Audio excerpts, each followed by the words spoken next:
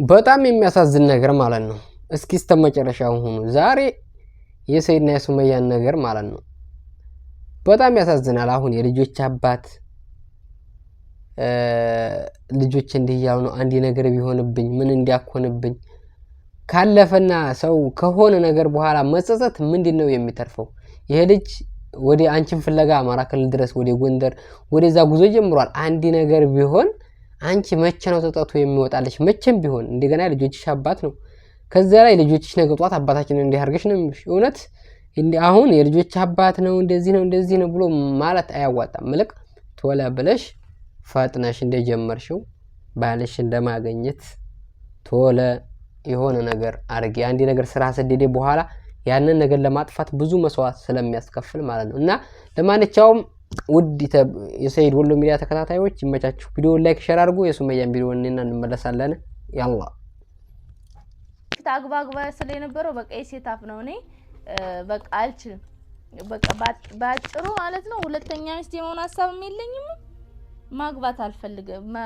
ሁለተኛ ሚስት ሆኜ መጨመላለቅ አልፈልግም። በቃ ባጭሩ ይሄ ነው እንትኔ። ግን አሁን ሰይድ እኔን እያለ እየተንከራተተ ስለሆነ በጣም ብዙ ሰዎች በቃ ያንከራተሹ ነው ስላላችሁ ማለት ነው። እሱ ግን በሷ ስልክ እንገናኛለን፣ እሷ ታገናኘኛለች። ነገ ቁጭ ብዬ ስልኩን ነው ልክ እንዲፍል ለፍቴ ቁጭ አድርጌ በሷ ስልክ እጠብቅሃለሁ እና ባለህበት ሰላሙን የልጆች አባት በቃ እኔ ምንም እንድትሆን አልፈልግም። ምንም ቢሆን አንተ በቃ የምፈልገውን ነገር ነው አንተ የመረጥከው፣ እኔም የምፈልገውን ነገር ነው የመረጥኩት። ስለዚህ አብሮ ግዴታ እንኳን የልጆች አባት ጠላት እንኳን ቢሆን ምንም እንዲሆን አልፈልግም። ለምን ነገ እነዚህ ልጆች አድርገው በሷ ምክንያት ነው እንደዚህ ሆነ ቢባል እነዚህ ልጆች ራሱ እኔን አይፈልጉኝም። እና የልጆች አባት ነው። አላህ በሰላም ክፉን ያሰማኝ፣ አላህ ይጠብቅ ሰይድዬ። እና ምንድነው ነው የፈራሁት እዛ ሌባም አይጠፋም፣ ሌባም ሊኖር ይችላል። አንድ ነገር ቢያረጉት እኔ ድምጡ ጥፍት ሲል በጣም ነው የጨነቀኝ። እኔ እንደዚህ ጨንቀኛል ብዬ አላሰብኩም። በጣም ጨነቀኝ ማለት ነው። ድምጡ ጥፍት አለ። ምንም ነገር እንትን እያለ አይደለም፣ ስልኩ እየሰራ አይደለም። እኔ እና እሱ ብንጣላ ወይ ብንለያይ ወይ መሞት ወይ የሆነ ነገር መሆን የለበትም። የልጆች አባት ነው። ነገራታቸውን ሲችሉ በዛ ላይ ደግሞ ሴት ልጆች ናቸው።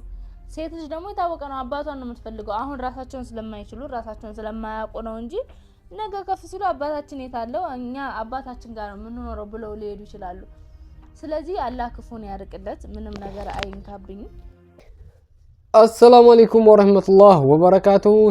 ሰላም ብያለሁ ውድና የተከበራችሁ የሰይድ ወሎ ሚዲያ ተከታታዮች፣ ዛሬ አንድ ነገር ይዤላችሁ መጥቻለሁ። መግቢያው ላይ እንዳያችሁት ማለት ነው ሱመያ በጣም ነው አሳዘነኝ ዛሬ። በነገራችን ላይ እንግዲህ አንዳንዴ ሰው ያዙ ወይንም በሉ ስንባል በቃ የሚመስለን ሌላ ነገር ነው። ነገር ግን አንዳንድ ጊዜ ደግሞ ሰው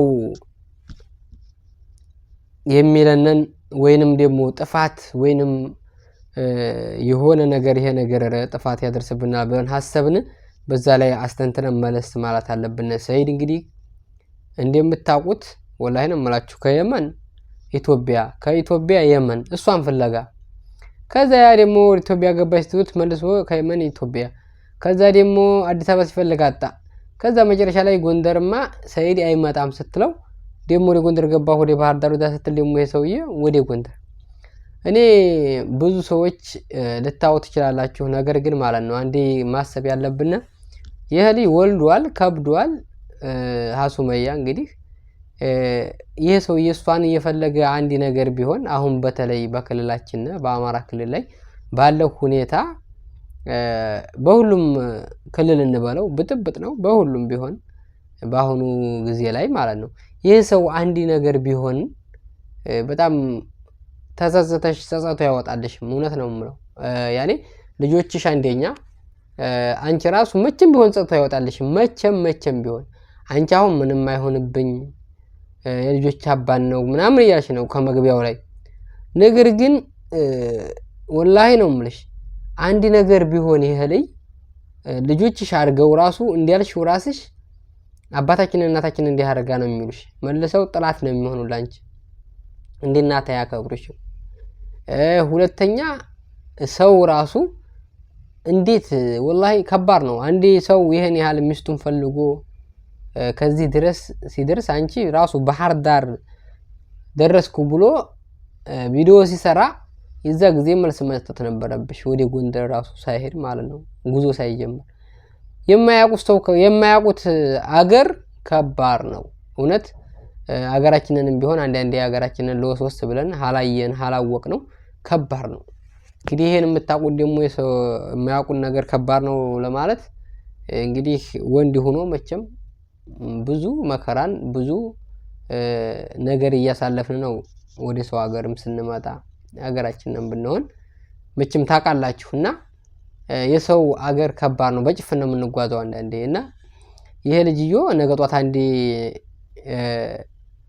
ቢሆንብሽ አንዲ ነገር ላንቺ ጸጸቱ መቼም ቢሆን መቼም አይለቅሽም። ምክንያቱም አንቺ እየሸሸሽ እሱ እየተከተለሽ ነው። አንቺ ትሸሻለሽ፣ እሱ ይከተላል። ባህር ዳር ምሳሌ አዲስ አበባ ስትይ አዲስ አበባ መጣ፣ አዲስ አበባ ደግሞ ባህር ዳር ስትይ ባህር ዳር እንግዲህ ቀስ ብሎ ተዘጋጅቶ ወደ ባህር ዳር ሄድ ያለው ሰይድ ወደ ባህር ዳር ወይም ወደ ጎንደር አይመጣም ስትይው ይሄ ልጅ እኔማ እንኳን ባህር ዳር ወይ እንኳን ጎንደር አይደለም የትም ቢኮኝ እመጣለሁኝ ልጆችንና ሚስቴን እፈልጋለሁ። ደግሞ ወደ ጎንደር ጉዞ ተጀመረ፣ ወደ ባህር ዳር ማለት ነው። ባህር ዳር ነው ቪዲዮ ባህር ዳር ነው ሲሰራ እንደ አንዴ